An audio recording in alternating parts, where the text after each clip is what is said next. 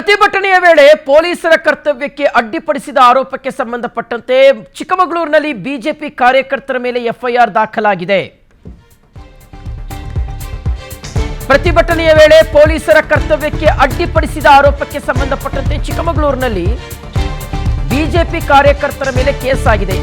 20 ಕಾರ್ಯಕರ್ತರ ವಿರುದ್ಧ ಇನ್ಸ್ಪೆಕ್ಟರ್ ಅಭಯ್ ಪ್ರಕಾಶ್ ಅವರು ಎಫ್ಐಆರ್ ಮಾಡಿದ್ದಾರೆ. ನಾಗೇಂದ್ರ ರಾಜೀನಾಮೆಗೆ ಒತ್ತಾಯಿಸಿ ಬಿಜೆಪಿ ಪ್ರತಿಭಟನೆ ನಡೆಸಿದೆ. ಬರೀ ಚಿಕ್ಕಮಗಳೂರಂತಲ್ಲ, ರಾಜ್ಯದಾದ್ಯಂತ ನಿನ್ನೆ ಪ್ರತಿಭಟನೆಯನ್ನ ಮಾಡಿದ್ರು. ಈ ಸಂದರ್ಭದಲ್ಲಿ ಚಿಕ್ಕಮಗಳೂರಲ್ಲಿ ಡಿಸಿ ಕಚೇರಿಗೆ ಮುತ್ತಿಗೆ ಹಾಕುವ ಪ್ರಯತ್ನವನ್ನ ಮಾಡ್ತಾರೆ. ಈ ಟೈಮ್ನಲ್ಲಿ ಪೊಲೀಸರ ಕರ್ತವ್ಯಕ್ಕೆ ಅಡ್ಡಿಪಡಿಸಿದ್ದಾರೆ ಅನ್ನುವ ಆರೋಪ ಬಿಜೆಪಿಗರ ಮೇಲೆ. ಸೊ ಹೀಗಾಗಿ 20 ಕಾರ್ಯಕರ್ತರ ವಿರುದ್ಧ ಇನ್ಸ್ಪೆಕ್ಟರ್ ಅಭಯ್ ಪ್ರಕಾಶ್ ಅವರು ಎಫ್ಐಆರ್ ಮಾಡಿದ್ದಾರೆ. ಐ ಥಿಂಕ್ ಈ ವಿಚಾರ ಇವತ್ತು ಸದನದಲ್ಲಿ ಪ್ರಸ್ತಾಪ ಆಗಬಹುದು.